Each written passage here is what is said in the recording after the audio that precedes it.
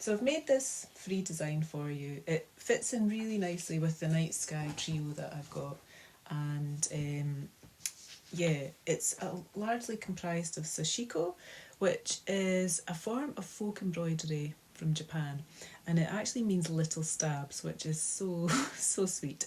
And it's actually made up of running stitch, so you use running stitch and sort of compile them together, and these can make different patterns. And I love running stitch. I use it a lot, not necessarily in this neat and tidy way, but it is so meditative because it's so simple and repetitive.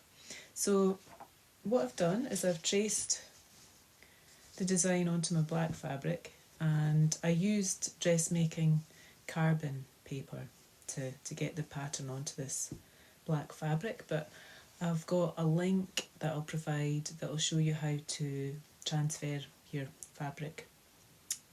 design onto your fabric in whatever way you find easiest.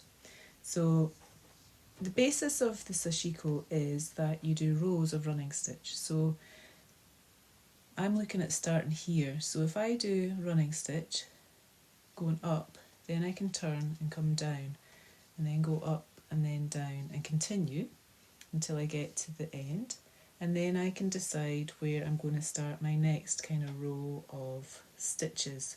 So you're best starting from one edge and working towards the other. So I would probably come here and then do all the horizontal stitches.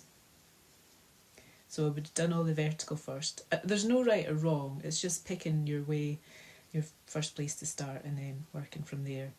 And then obviously the horizontal ones, well, you could start here and then come up and work down and then back up and then down. So you can see how, although it looks like quite an intricate design, it's actually so simple. It's just row upon row of running stitch.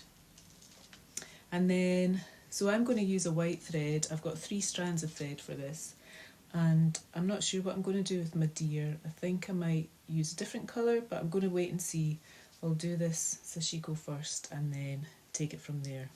So I'm just going to start.